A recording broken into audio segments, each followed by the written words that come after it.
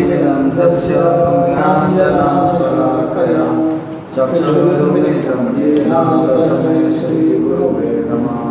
श्रीचैतन्यमनोभीष्टं स्थापितं येन भूतले स्वयं रूपा कदा मह्यं ददाति स्वपदान्तिकं।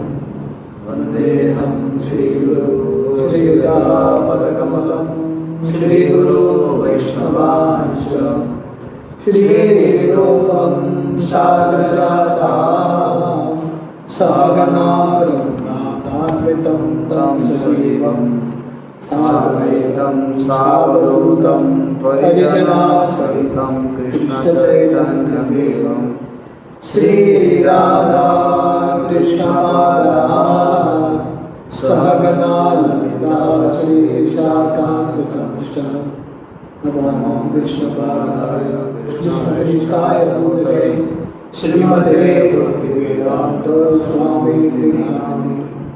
नमस्ते सरस्वती देवे गौरवाणी प्रचारिणे निर्विशेष शून्यवादी पाश्चात्यदेशधारिणे वंशाकल्पतरुभ्यश्च कृपा सिन्धुभ्येव च पतितानां पावनेभ्यो वैष्णवेभ्यो नमो नमः। जय श्री कृष्ण चैतन्य प्रभु नित्यानंद श्री अद्वैत गदाधर श्रीवासादि गौर भक्तवृंद। हरे कृष्णा कृष्ण कृष्ण हरे हरे हरे राम राम हरे हरे कृष्ण। टेक्स्ट 12 12वां श्लोक। ज्ञानम यद आपनिवृत्त गुरोर्निचक्रम ज्ञानं यद् आपनिवृत्त ज्ञानं चक्रम् आत्मप्रसादादुत यत्र गुणेष्वसंग आत्मप्रसादौ गुणेष्वसंगः कैवल्यसम्मतपथस्त्वत भक्तियोगः कैवल्यसमत्पथस्तभक्तियोगः को निवृत्तो हरिकथासु रतिं न कुर्यात् कृत हरिकथानुसृत न कुर्यात्। Translation. Transcendental knowledge in relation to the Supreme Lord Hari is knowledge resulting in the complete suspension of the waves and whirlpools of the material modes. Such knowledge is self-satisfying due to its being free from material attachment, and being transcendental, it is approved by authorities. Who could fail to be attracted? तो हमने देखा कि पिछले 2 श्लोक में शुद्धदेव गोस्वामी बताते हैं कि हर एक व्यक्ति को बुद्धिमान बन के विष्णु का आराधना करना चाहिए। तो यहाँ पे शुद्धदेव गोस्वामी बता रहे हैं वो जो भगवान विष्णु भगवान हरि के प्रति जो कथा है ज्ञान है वो सुनने से हमारा जो बौद्धिक गुण है उससे हम परे जा सकते हैं और ये ज्ञान आत्मा के लिए संतुष्टता देता है। को निवृत्तो हरि कथासु रतिं न कुर्यात्। तो ऐसा ज्ञान क्योंकि महान आचार्यों ने ऐसे ज्ञान को अप्रूव किया है तो इसलिए उनके मार्गदर्शन पे उनके वचनों पे जाके हमको भगवान के हरि कथा के बारे में सुनना चाहिए। और शुद्धदेव गोस्वामी पूछ रहे हैं कि ये हरि कथा इतना शुद्ध है इतना पवित्र है, कौन ऐसा व्यक्ति रहेगा जो हरि कथा के प्रति आसक्ति या जो रति है वो उत्पन्न नहीं करेगा। Purport. According to Bhagavad Gita 10.9 the characteristics of pure devotees are wonderful. तो गीता में भगवान 10वें अध्याय में बताते हैं मच्चित्त मद्गत प्राण कि भक्त जब साथ में आते हैं उनके कार्य बहुत सुंदर हैं क्योंकि वो हमेशा निरंतर भगवान के कथा के बारे में भगवान के सेवा के बारे में चर्चा करते हैं। The complete functional activities of a pure devotee are always engage in the service of the Lord and thus the pure devotees exchange feelings of ecstasy between themselves and relish transcendental bliss। तो भगवान ये गीता के 10वें अध्याय में वर्णन करते हैं कि जो जब भक्त साथ में आते हैं निरंतर भगवान की सेवा और कथा के बारे में चर्चा करते हैं और इससे हमेशा संतुष्ट और तुष्ट रहते हैं। मच्चित्त मद्गत प्राण बोधयंत परस्परम कथयंतश्च माम नित्यम तुष्यन्ति च रमन्ति च। This transcendental bliss is experienced even in the stage of devotional practice, sadhana avastha, if properly undertaken under the guidance of a bona fide spiritual master. ये जो भगवान का कथा सुन के जो आनंद मिलता है वो हमारी साधना की अवस्था में भी हम उसका अनुभूति कर सकते हैं। अगर हम सही गुरु के मार्गदर्शन पे ये नवविधा भक्ति करेंगे तो हमारी ये साधना की अवस्था में भी ये आनंद का अनुभूति होगा।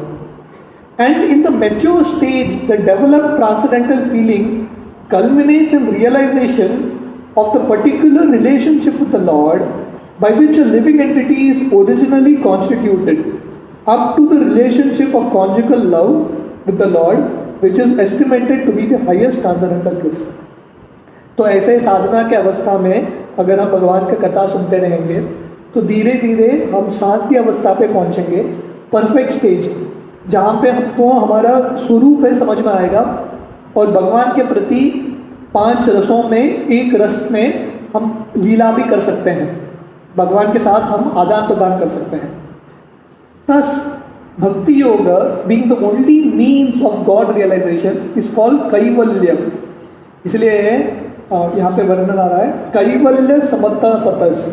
तो क्योंकि भक्ति योगा करने से ही आत्म साक्षात्कार या भगवान का साक्षात्कार पूरे तरीके से होगा, इसलिए भक्ति योगों को यहाँ पे कैवल्य बोला गया है।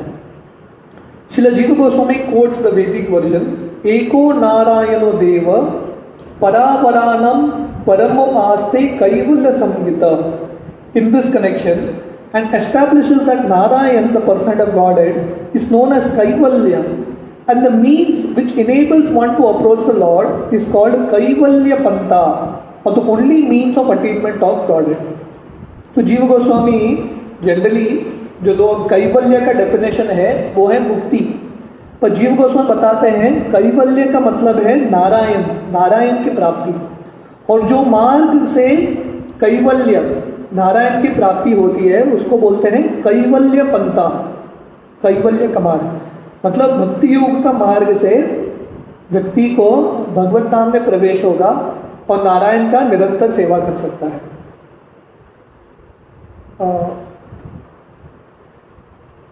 This Kaivalya Pantha begins from Shravana or hearing those topics that relate to the Supreme Person of Godhead, and the natural consequence of hearing such Harikatha is attainment of transcendental knowledge, which causes detachment from all mundane topics for which a devotee has no taste at all. तो ये जो कैवल्य है भगवान के साथ उनके धाम में प्रवेश करना और भगवान के साथ लीला करना, वो सब कब शुरू होगा? जब हम श्रवण अच्छे से करेंगे। तो इसलिए यहाँ पे सुखदेव गोस्वामी स्ट्रेस कर रहे हैं श्रवण के बारे में, हरि कथासु, भगवान का हरि कथा सुनना है। इससे भगवान के साथ हमारा आसक्ति बढ़ेगा, ये भौतिक दुनिया के प्रति जो आसक्ति है वो टूट जाएगा और धीरे धीरे हमको भगवान की प्राप्ति होगी। जैसे रुक्मिणी का कहानी है, रुक्मिणी को कृष्ण की प्राप्ति कैसी होती है? हालांकि रुक्मिणी नित्य सिद्ध भक्त है, इटर्नली भगवान की ही पार्षद है, फिर भी ये दुनिया में जब आते हैं वो हमको सिखा रही है कि कैसे एक साधक को भगवान की प्राप्ति होती है, कैसे एक साधक को भगवान के साथ रस का, भगवान के साथ संबंध वापस स्थापित कैसे होता है। तो रुक्मिणी कृष्ण को कभी देखी ही नहीं, पर रुक्मिणी के महल में बहुत सारे ऋषि मुनि, नारद मुनि इत्यादि आते थे और कृष्ण के रूप का वर्णन करते थे। तो रुक्मिणी ने सिर्फ कृष्ण के बारे में सुना, श्रवण किया, और इससे धीरे धीरे उनके हृदय में ये इच्छा तीव्र हुआ कि मुझे कृष्ण को ही प्राप्त करना है, और उसको भौतिक दुनिया के प्रति, शिशुपाल इत्यादि के प्रति आसक्ति सब टूट गया, और फाइनली रुक्मिणी को कृष्ण पति के रूप में मिलते हैं। तो ये सब शुरू कहाँ हुआ? श्रवण, भक्तों से श्रवण, नारद मुनि से श्रवण किया रुक्मिणी ने। तो इसलिए प्रभुपाद यहाँ पे लिख रहे हैं जो कैवल्य मार्ग है वो शुरू होता है श्रवण से। For a devotee, all mundane activities, social, political, become unattractive. And in the mature stage, such a devotee becomes uninterested even in his own body, and what to speak of body relatives. तो ऐसा जब भक्त श्रवण करते रहता है, उसको श्रवण के प्रति इतना आसक्ति मिलता है कि उसका भौतिक जो बंधन है, आसक्तियाँ सब धीरे धीरे टूटने लगता है. उसको इच्छा ही नहीं होता कि सोशल, मुझे पॉलिटिकल कुछ चीज़ सुनना है, क्रिकेट के बारे में सुनना है, वो सब उसका रुचि समाप्त हो जाता है. इतना तक उसको अपने शरीर के प्रति भी आसक्ति नहीं है, बिल्कुल अनइंटरेस्टेड. सगे संबंधी किसी के प्रति आसक्ति नहीं. जैसे परीक्षित महाराज इतने तल्लीन हो गए कृष्ण कथा में, वो भूल ही गए कि 7 दिन 7 रात हो रहे हैं, पानी नहीं पिया, सोए नहीं, खाना नहीं खाया, सब कुछ भूल गए, क्योंकि परम दृष्टवा निवर्तते, उनको एक ऊंचा रस मिल गया भगवान की कथा में. In such a state of affairs one is not agitated by the waves of material modes. तो ऐसा भगवान की कथा करने से ये जो भौतिक गुण है, सत्वगुण, रजोगुण, तमोगुण, इसके जो लहरें हैं, प्रभाव है, इससे हम परे हो सकते हैं. There are different modes of material nature, and all mundane functions in which a common man is very much interested or in which he takes part becomes unattractive for the devotee.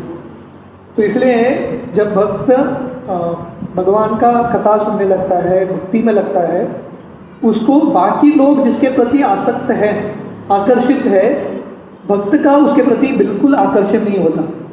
TV के प्रति आकर्षण नहीं, cinema के प्रति आकर्षण नहीं, क्योंकि उसने अपना जो रस है कहीं और प्राप्त कर रहा है.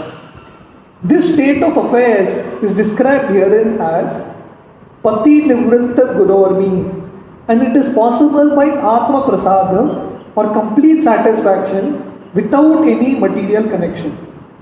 तो ये जो स्तर है, जब भक्त गुणों से, भौतिक दुनिया के 3 गुणों से आगे रहता है, परे रहता है, और हमेशा आत्मा के स्तर पे संतुष्ट रहता है, वो कब मिलेगा? जब वो भक्ति का जीवन स्वीकार करता है. The first class devotee of the Lord attains the stage of devotional service, but despite this loftiness, for the Lord satisfaction he may play the voluntary part of a preacher of the Lord's glory and dovetail all into devotional service, even mundane interest, just to give the neophytes a chance to transform mundane interest into transcendental bliss. तो ऐसा जो शुद्ध भक्त है, जो हमेशा निरंतर भगवान की सेवा करता रहता है, 3 गुणों से परे है, कभी कभी ऐसा भक्त सामान्य लोगों के स्तर पे आता है ताकि उनको प्रचार कर सके, उनको सिखा सके कैसे जो अलग अलग भौतिक चीज़ है, उनका जो इंटरेस्ट है, हर एक व्यक्ति का अलग अलग भौतिक इंटरेस्ट रहता है, वो सब इंटरेस्ट को कैसे भगवान की सेवा में लगाया जाए. जैसे शिला प्रभुपाद बहुत एक्सपर्ट थे इसमें, कैसे अलग अलग लोगों का इंटरेस्ट देख के उनको भगवान के सेवा में लगाना. प्रभुपाद ने कभी भी लोगों का इंटरेस्ट को नाकार नहीं किया. प्रभुपाद ने हर एक चीज़ को एनकरेज किया.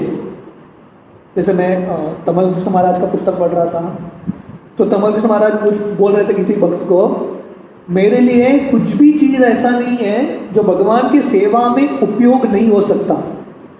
हर एक चीज़ भगवान की सेवा में उपयोग हो सकता है. वो कला है, म्यूजिक है, डांस है, हर एक चीज़ को उपयोग कर सकते हैं. तो प्रभुपाद ने इतना सब एनकरेज किया. प्रभुपाद ने भक्तों को बोला ड्रामा करो, जो इच्छा रहा भक्तों का सब उन्होंने कृष्ण के सेवा में लगाया. Srila Rupa Goswami has described this action of a pure devotee as Nirbandha Krishna Sambandhe Yukta Vairagya Muchyate. तो रूप गोस्वामी भक्ति रसामृत सिंधु में बताते हैं कि ये शुद्ध भक्त का लक्षण है.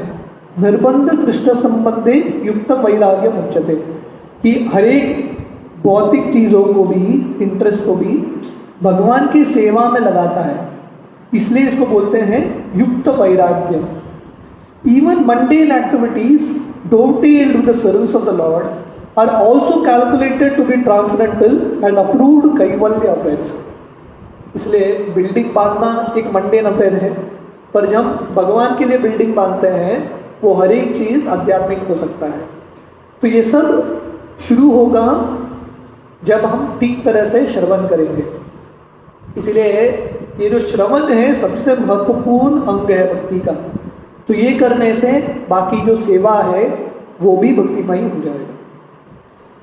टेक्स्ट 13 शौनक उवाच शौनकोवाच इति अभिवार्यार्थं राजा इति अभिवाव्यतन राजा निशम्य भरतर्षभ सम्य भरतश्रव्य किं मन्यत् प्रस्तवान् भूयो किं मन्यत् पृष्ठनाभाद्वत् वैयासकिं ऋषिं कविं। वैयासकिं ऋषिं कवीन्। Translation: Shaunaka said, the son of Vyasdev, Srila Shukdev Goswami, was a highly learned sage and was able to describe things in a poetic manner. What did Maharaj Parikshit again inquire from him after hearing all that he had said? तो यहाँ पे शौनकादि ऋषि अभी picture में आ रहे हैं। तो भागवतम के अलग अलग सीन्स चेंज होते रहते हैं। तो अब तक सुखदेव गोस्वामी परीक्षित को बता रहे हैं, पर ये जो संवाद है सुखदेव और परीक्षित का वो सुत गोस्वामी शौनकादि ऋषि को बोल रहे हैं। तो यहाँ तक सुखदेव गोस्वामी परीक्षित को बता रहे हैं कि कैसे ये अध्याय में अलग अलग देवताओं का पूजा होता है इच्छा अनुसार, पर जो सबसे बुद्धिमान व्यक्ति है अकाम सर्व कामो वा मोक्ष काम उदार भी तीव्रेन भक्ति योगेन यजेत पुरुष परम। पर जो सबसे बुद्धिमान व्यक्ति है उदार दी वो विष्णु का भक्ति करता है तीव्रता से। तो इतना कहने के बाद शौनकादि ऋषि सुत गोस्वामी को प्रश्न पूछ रहे हैं। जो सुखदेव गोस्वामी है व्यासदेव के पुत्र, वो बहुत बड़े महान ऋषि हैं। ऋषि वैयासकिम ऋषिम कविम, तो वो बहुत बुद्धिमान है और कवि है। कवि का मतलब है पोएट, जो कविता लिखते हैं। तो हालांकि सुखदेव गोस्वामी बहुत बड़े तत्व का उल्लेखन किया है परीक्षित महाराज को, पर वो भी एक कविता के रूप में सुंदर श्लोकों के रूप में रचना की।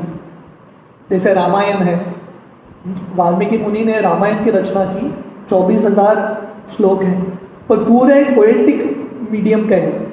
उसको आप गा भी सकते हैं अलग अलग ट्यून्स में। तो ये भक्त का लक्षण है। प्रभुपाद तात्पर्य में समझाते हैं कि भक्त का एक लक्षण है कवि, मतलब वो तत्व भी बोलता है, बहुत सुंदर तरीके से भी बोलने को आता है उसको। तो यहाँ पे शौनकादि ऋषि सुखदेव सुत गोस्वामी को पूछ रहे हैं। तो इतना बोलने के बाद परीक्षित ने और क्या प्रश्न किया सुखदेव गोस्वामी को, तो ये शौनकादि ऋषि का प्रश्न है। Purport: A pure devotee of the Lord automatically develops all godly qualities, and some of the prominent features of those qualities are as follows. तो जो शुद्ध भक्त हैं ऑटोमेटिकली अनायास जितने भी भगवान के दैवी गुण हैं वो प्राप्त करता है। यशास्ति भक्तिर भगवती यकिंचन सवै गुण तंत्र समासतेषु। तो वर्णन आ रहा है कि जो भगवान के भक्त हैं, जितने भी देवता हैं, भगवान के जो गुण है, दैवी गुण है, ऑटोमेटिकली प्राप्त करता है। तो क्या क्या गुण है प्रभुपाद यहाँ पे लिख रहे हैं। ही इज काइंड, तो भक्त दयालु होते हैं। पीसफुल, शांत रहते हैं। ट्रूथफुल, सत्य बोलते हैं। इक्वेबल, सबको समान दृष्टि से देखते हैं। फॉल्टलेस, उनके अंदर दोष नहीं होता। मैग्नानिमस, मैग्नानिमस का मतलब है उनका दिल बहुत बड़ा रहता है। माइल्ड, शांत, मधु स्वभाव के रहते हैं। क्लीन, शुद्ध रहते हैं। नॉन पोजेसिव, उनके अंदर आसक्तियां नहीं रहता। A well wisher to all, सबके लिए एक दोस्त है, हितैषी है। इसलिए श्रील प्रभुपाद जब भी अपने शिष्यों को पत्र लिखते थे, एंड में साइन करते थे, योर एवर वेल विशर, आपका नित्य रूप से सुहृद और हितैषी। तो भक्त हमेशा दूसरों के बारे में अच्छा ही सोचता है। सैटिस्फाइड, संतुष्ट। सरेंडर टू कृष्णा, पूरी तरह से भगवान को समर्पित। विदाउट हैंकरिंग, उनके अंदर आकांक्षाएं नहीं है भौतिक। सिंपल, सरल। फिक्स्ड, अपना जो लक्ष्य है उस पर स्थित है। Self controlled. अपना जो इंद्रियों को दमन किया उन्होंने। अ बैलेंस्ड ईटर, खाना भी जितना ज़रूरत है उतना ही खाते हैं। सेन मतलब उनका जो बुद्धि है स्थित रहता है और बुद्धि कभी विचलित नहीं होता। मैनरली, उनके अंदर जितने भी जेंटलमैन के गुण हैं वो सब स्वभाव है। प्राइडलेस, बिना अहंकार के हैं। ग्रेव, ग्रेव का मतलब है गंभीर रहते हैं। सिंपैथेटिक, दूसरों के कष्ट को समझने का प्रयास करते हैं। फ्रेंडली, दूसरों के लिए दोस्त रहते हैं। पोएटिक, कवि भी हैं। Expert, Daksha. एंड साइलेंट, शांत, जहाँ पे ज़रूरत है उतना ही बोलते हैं। तो इसे भक्त के अलग अलग लक्षण हैं। Out of this 26 prominent features of a devotee, तो ये 26 गुण हैं भक्त के। As described by Krishnadas Kaviraj in Chaitanya Charitamrita, the qualification of being poetic is especially mentioned here in relation to Shukadeva Goswami. तो ये सब अलग अलग गुण के बारे में अलग अलग डिटेल में वर्णन कर सकते हैं, पर ये 26 गुण में से जो कृष्णास कविराज गोस्वामी चैतन्य चरितामृत बताते हैं, उसमें से यहाँ पे शौनकादि ऋषि बता रहे हैं शुकदेव गोस्वामी का एक गुण, वो क्या है? कविम, वो एक कवि भी है। The presentation of Shrimad Bhagavatam by his recitation is the highest poetic contribution. इसलिए भागवतम, हालांकि इसमें इतना तत्व ज्ञान है, इतना गहरा है, पर ये कविता के रूप में भी है।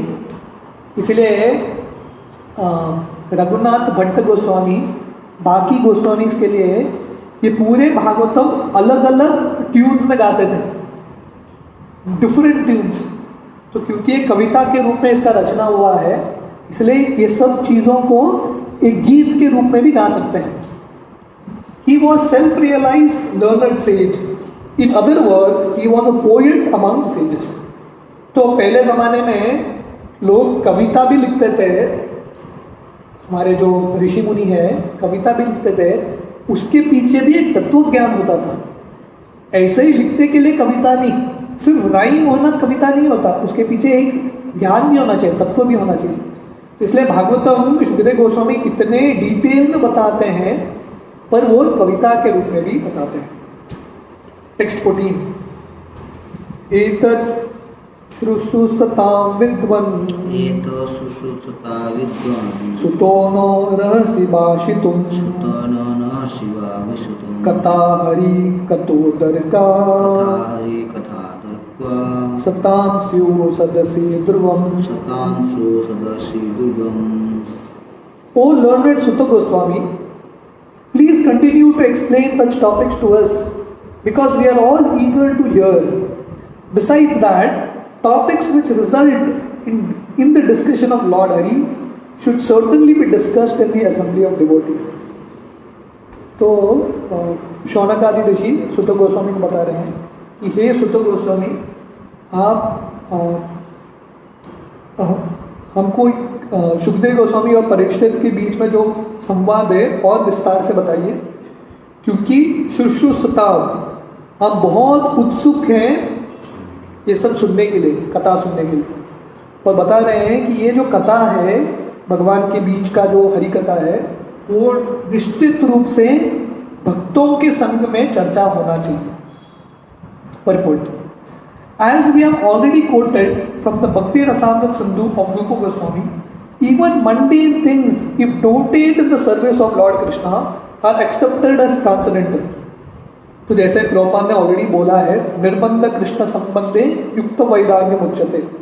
तो भक्ति रसामृत सिंधु में रूप गोस्वामी बताते हैं कि भौतिक चीज भी कृष्ण के सेवा में लगाएंगे तो वो चीज भी आध्यात्मिक बन जाता है। For example, the epics or the histories of Ramayana and Mahabharata are especially recommended for less intelligent classes, are also accepted as Vedic literatures because they are compiled in connection with the activities of the Lord. तो हालांकि महाभारत है, महाभारत में बहुत सारे politics है, महाभारत में युद्ध होता है, तो हमारा क्या रोल है? हम पॉलिटिक्स क्यों डिस्कस करें?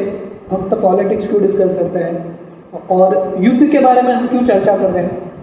और क्योंकि उसमें कृष्ण का संबंध है, ये साधारण युद्ध नहीं है, साधारण हिस्ट्री नहीं है, ये इतिहास में कृष्ण है, इसलिए ये इतिहास भी दिव्य है।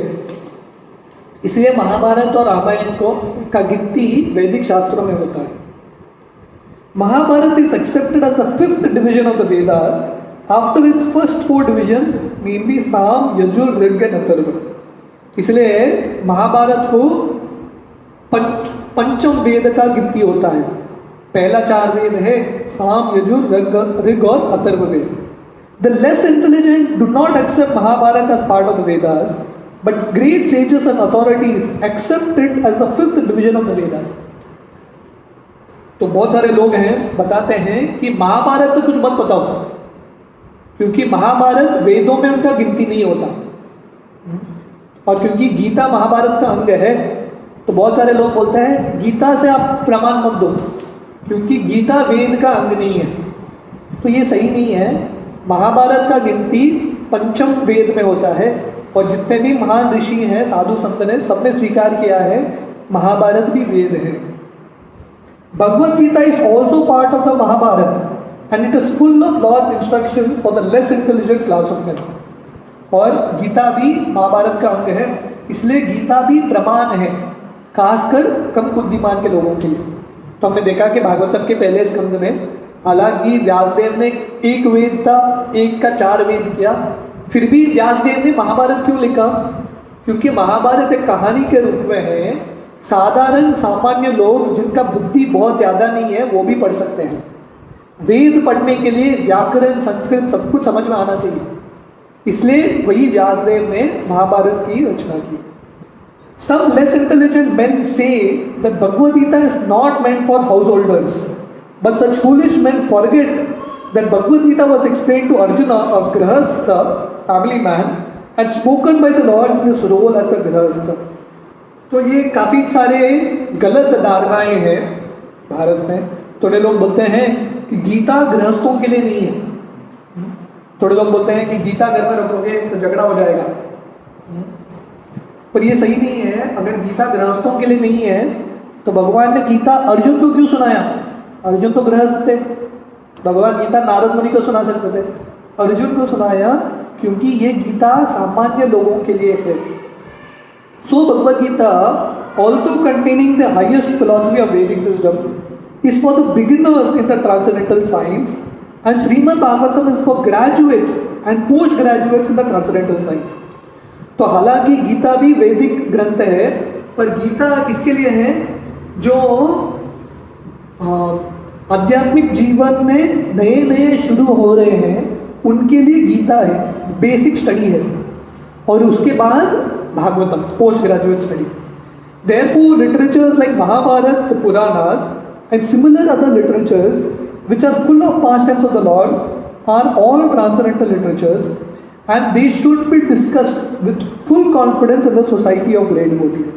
इसलिए महाभारत, पुराण, ये सब शास्त्र जो हैं उसमें भी भगवान का वर्णन है, लीलाओं का वर्णन है, इसलिए ये सब शास्त्रों का चर्चा भक्तों के संग में होना चाहिए, पूरे श्रद्धा और कॉन्फिडेंस के साथ। तो इसलिए यहाँ पे शौनकादि ऋषि बोल रहे हैं ये हमारा कर्तव्य है, भक्तों के संग में आके भक्तों का कर्तव्य है कि भगवान की कथा के बारे में चर्चा करें। इसलिए प्रभुपाद ने इस्कॉन बनाया है, international society for Krishna consciousness.